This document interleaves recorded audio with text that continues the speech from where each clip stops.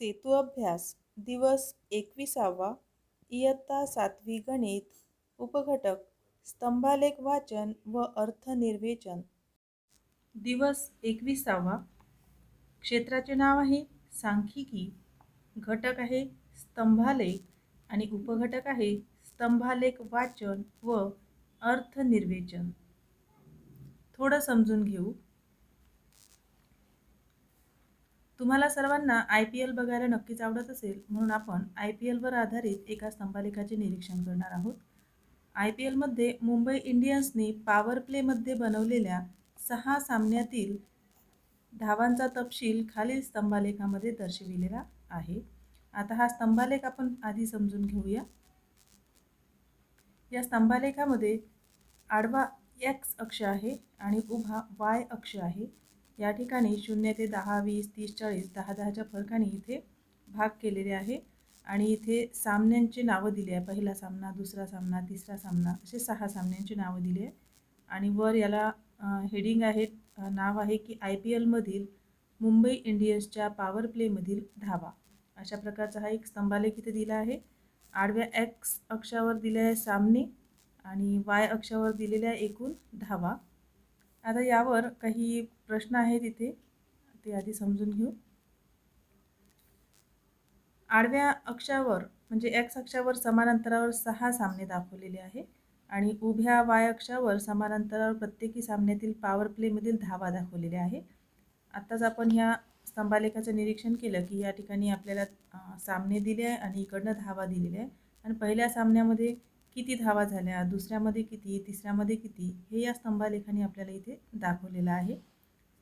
प्रत्येक सामन्यात पॉवर प्लेमधील किती धावा केल्या आहेत ते आपल्याला स्तंभाच्या उंचीवरून समजेल. उदाहरणार्थ पहिल्या स्तंभाची उंची 40 आहे, म्हणजे पहिल्या सामन्यात मुंबई इंडियन्सने पॉवर प्लेमध्ये 40 धावा केल्या आहेत. याप्रमाणे प्रत्येक स्तंभाच्या उंचीवरून इतर सामन्यातील धावा तुम्ही सांगू शकता आणि या स्तंभालेखावरूनच ही जी माहिती आहे तक्त्यामध्ये मांडून घेतलेली आहे. जसं इथे सामना क्रमांक दिला, पहिला, दुसरा, 6व्या सामन्यापर्यंत आणि पॉवर प्लेमधील धावा दिल्या आहे. पहिल्या सामन्यामध्ये 40, दुसरा 50, तिसरा 30, चौथा 40, पाचवा 70 आणि 6वा 60. आता या स्तंभालेखावर आपल्याला काही प्रश्न दिलेले आहेत आणि या प्रश्नांची उत्तरे आपल्याला स्तंभालेखामध्ये पाहून ते सोडवायची आहे. त्याच्यावरूनच आपल्याला उत्तर घ्यायची आहे. प्रश्न पहिला आहे, उभ्या रेषेवर म्हणजेच Y अक्षावर कोणती माहिती दर्शवलेली आहे? तर त्या ठिकाणी दिलेले आहे धावा. आडव्या रेषेवर म्हणजे X अक्षावर कोणती माहिती दर्शवलेली आहे? X अक्षावर दिलेली आहे सामने, पहिला, दुसरा, तिसरा, चौथा असे 6 सामने.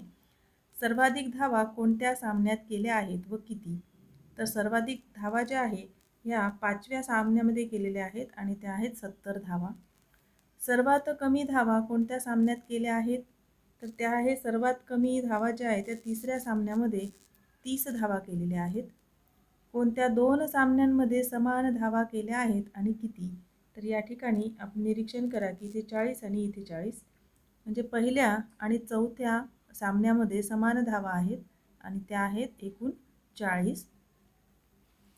60 धावा कोणत्या सामन्यात केल्या आहेत? तर 60 धावा ह्या शेवटचा म्हणजे 6व्या सामन्यात आहे. 6व्या सामन्यामध्ये सर्व 6 सामन्यांमध्ये पॉवर प्लेमध्ये एकूण किती धावा केल्या आहेत? तरी सर्व सामन्यामध्ये एकूण सर्व सामन्यांच्या धावाची केलेली आहे बेरीज, तर त्या आहेत 290 धावा. 8वा प्रश्न आहे, सर्वाधिक धावा व सर्वात कमी धावा यामध्ये किती धावांचा फरक आहे? सर्वाधिक धावा आहे 70 आणि सर्वात कमी धावा आहे 30. दोघांची वजाबाकी केल्यानंतर उत्तर आले आहे 40, म्हणजे या दोन्ही धावांमधील फरक आहे 40. खालील स्तंभालेखाचे निरीक्षण करून दिलेल्या प्रश्नांची उत्तरे लिहा. आता या ठिकाणी एक स्तंभालेख दिलेला आहे. आधी बघूया हा कशाच्या बाबतीत आहे. भारतातील विविध शहरातील तापमान डिग्री सेल्सिअसमध्ये. हा जो आडवा X अक्ष आहे याच्यावर विविध शहरांची नावे दिलेली आहे. चेन्नई, नवी दिल्ली, हैदराबाद, लखनौ आणि मुंबई. आणि हा जो Y अक्ष आहे याच्यावर तापमान दिलेले आहे डिग्री सेल्सिअसमध्ये. 0, 5, 10, 15 म्हणजे 5-5च्या फरकाने तापमान दिलेलं आहे. आता इथे काही प्रश्न आहेत आपल्याला. वरील स्तंभालेख कोणती माहिती दर्शवितो? तर माहिती दर्शवितो म्हटलं की आधी या स्तंभालेखाच्या माहितीच्या वर जे नाव दिलेलं होतं की भारतातील विविध शहरातील तापमान, हेच आहे त्याची माहिती. या स्तंभालेखामध्ये भारतातील विविध शहरातील तापमान दर्शविलेले आहे. उभ्या रेषेवर म्हणजे वाय अक्षावर कोणती माहिती आहे, तर विविध शहरांचे तापमान दिलेले आहे. आडव्या रेषेवर म्हणजे एक्स अक्षावर कोणती माहिती दर्शविलेली आहे, तर विविध शहर आहे त्यांची नावे इथे दिलेली आहे.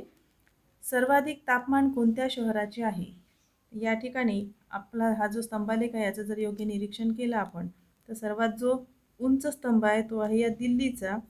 आणि जर लक्ष देऊन आपण पाहिलं तर इथे 35 डिग्री सेल्सिअस म्हणजे सर्वाधिक तापमान जे आहे ते नवी दिल्ली या शहराचे आहे आणि ते तापमान आहे 35 डिग्री सेल्सिअस. पुढे आहे प्रश्न 5वा. सर्वात कमी तापमान कोणत्या शहराचे आहे व ते किती आहे? सर्वात कमी तापमान आहे 25 डिग्री सेल्सिअस आणि ते आहे लखनौ या शहराचे, म्हणून इथे लिहायचं लखनौ आणि 25 डिग्री सेल्सिअस.